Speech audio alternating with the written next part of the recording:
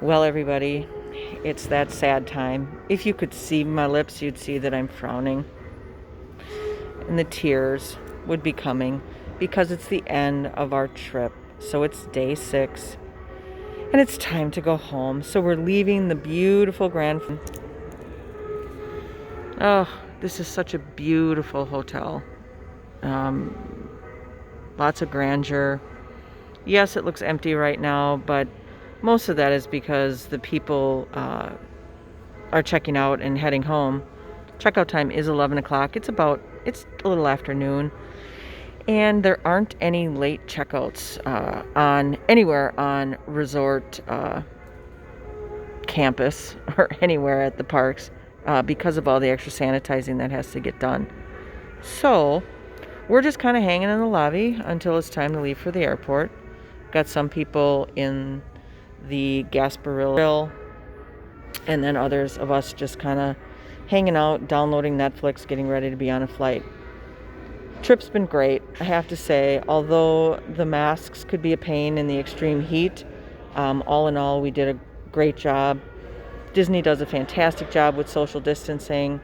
Had a little bit of a maintenance issue in our room, but they were so good about taking care of it, and I just can't complain. The only thing that I did not like, and who knows if they're going to stick with this or not, is most of what I was used to, especially with having allergy children. You couldn't just walk up and place an order anywhere. You had to have mobile orders for most items. There are some places in the park where that's not necessary, but at the resorts, they're trying to do as much mobile as possible. So when you do have an allergy, there's quite a bit of rigmarole that they have to go through. But in true Disney form, they took care of us, and I really can't complain overall about their willingness to help us and willingness to get the things done right. We're used to doing breakfast in the room every morning, and we were not able to do that. There isn't any type of in-room dining right now for obvious reasons. They want to protect their crew, so having that interaction with guests just exposes them more.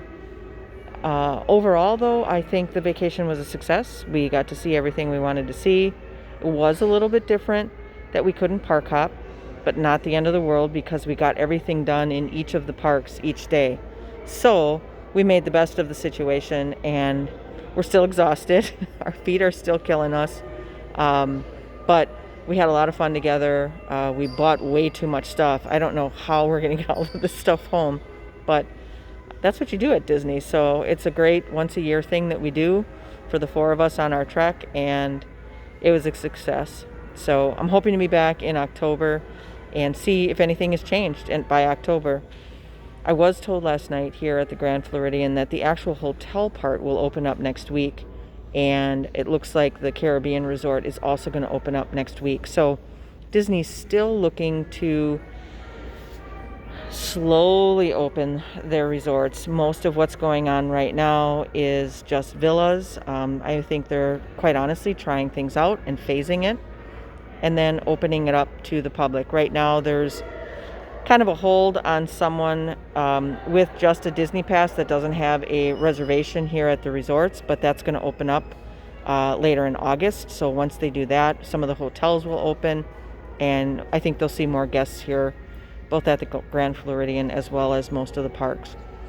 So that's what I know. I would not suggest you cancel your vacation in 2020, because I think it was a different way to see Disney, but still a great way to see Disney. And although you can't do the character interactions that you were used to, taking pics with characters, there's still plenty of character interaction. And like I did, just timed it perfect to have the princesses riding behind me as I was getting some photos taken at Epcot yesterday. So all in all, a great trip.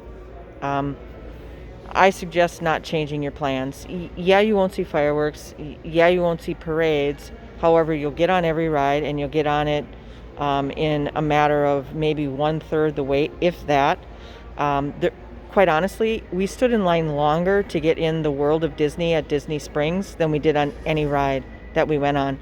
including Pandora's Avatar, Flight of the Avatar. So I, for one, say if you like rides and if you like the attractions at Disney, you should just come on down. It's well worth the trip. Other than, like I said, the mask. If you're not a mask person, well, then don't come.